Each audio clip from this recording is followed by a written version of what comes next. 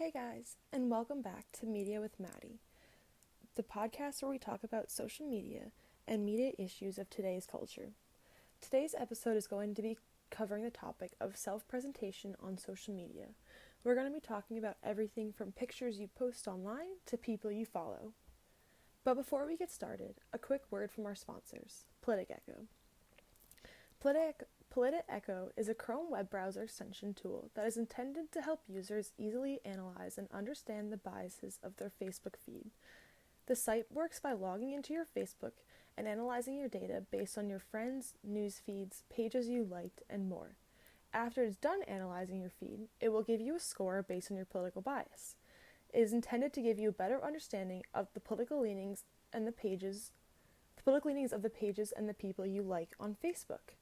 It gives you an intense look at the pages that your friends are even liking to give you a better understanding of the people you surround yourself with and then therefore your further extended page.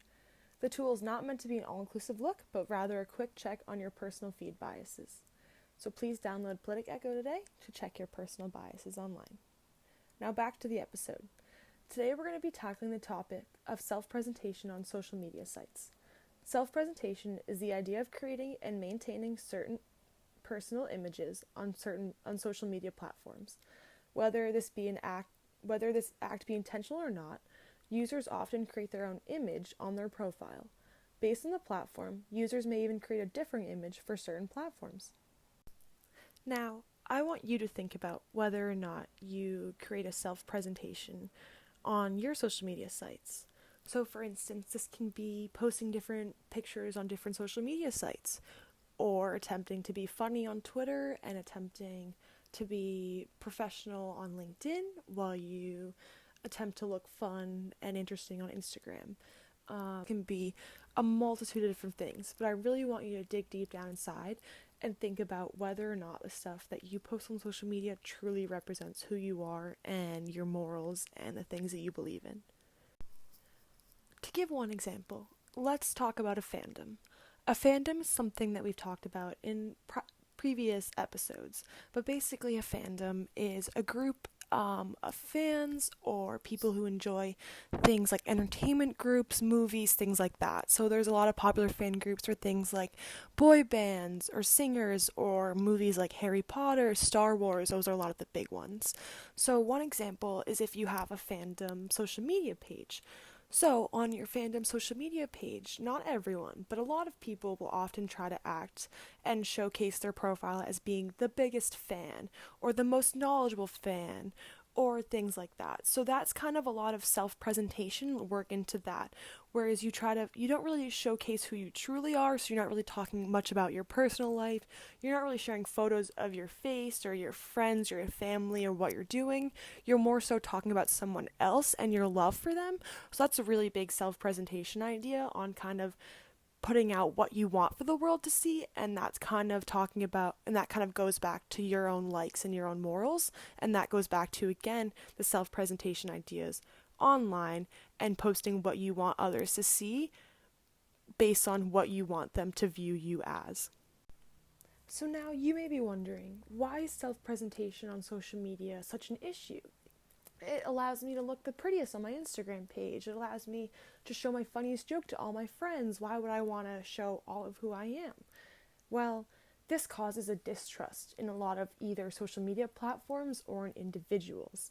That distrust can lead to a multitude of different negative effects, whether that be on social media or within the government or within social issues within cultures or things like that. So one of the biggest problems within self-presentation is distrust within institutions. This comes from a lack of knowledge or understanding about social media sites and their usage and how information is shared online.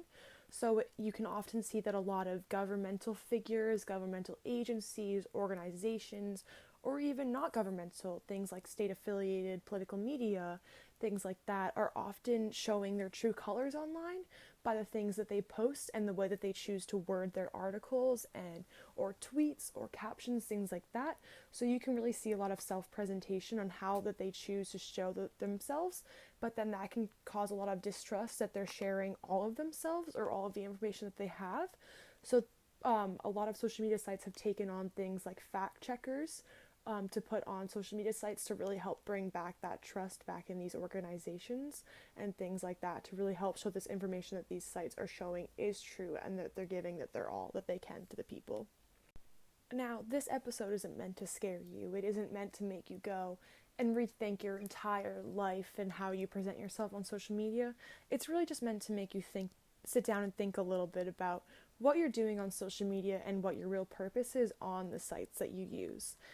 A lot of people will tell you that their answer is connecting with friends or connecting with loved ones, coworkers, things like that. So that kind of all ties back into the idea of homophily, which we've talked about this in a previous episode. But just as a little reminder, homophily is really the human tendency to interact with and form bonds with, especially online, people who are like-minded or share similar backgrounds or experiences to you.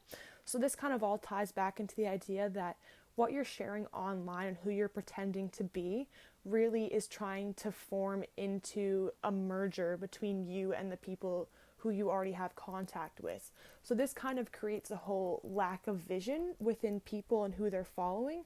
So if you only follow people who you're friends with or who share the same political views as you, you're only ever going to see that content, which makes your own view really closed-minded and therefore can create, again, a distrust in institutions and information being shared, because you're really only seeing one side of information and one side of views from the people because you're only following people that you believe are similar to you and share similar experiences, because that's the content you enjoy experiencing on your social media sites. Now again, this isn't going to say that you're a horrible person for following the people that you like or people that have similar views as you on social media, because you are not. Trust me, almost everybody does it. But this just kind of goes to reinforce the idea that often social media sites can use these traits of homophily and things like self-presentation and wanting to be perfect on social media to tap into those created algorithms to really affect your social media experience and your presence on those platforms. Now, these algorithms can be created by showing you ads for products that you've already shopped for, or to follow pages that are similar based on people you're following. These algorithms can really, really help you keep within that homophily and those people that you see within. So that kind of creates an echo chamber. So again, an echo chamber, we spent another episode talking about this again. But just as a reminder, an echo chamber is a concept in which online users' beliefs are constantly reinforced and amplified online based on the people they're following and the pages they like. And this also is reinforced then by that personalized algorithm that internet sites like to use to create more interactions from users to drive up their usage on the platforms. So again, this really does not fall back on the individual user and how you are presenting yourself on the site, but it really all draws back into the self-presentation on social media sites, because whether that original self-presentation was intentional or not, that idea is there to preserve yourself as the best you on social media sites, because that is the way that our culture has set up social media to be as a tool used in our society today. Now, whether you take that as a good thing or a bad thing may be your own opinion formed, but my intention for this episode today was to really try to help listeners really try to examine their own social media usage and how they're presenting themselves. Really, what makes you happy at the end of the day is what makes you happy, but I just want to help you be aware of the things that are affecting your social media experience online and your media experience in general online. So that's really why I want to dedicate this podcast episode to self-presentation and the idea of presenting yourself as the best you can be online, and talking about whether that can be a good thing or bad thing based on the individual experience. But as always, I hope you had a great time listening, and I hope you learned something, and we'll see you next time. Bye.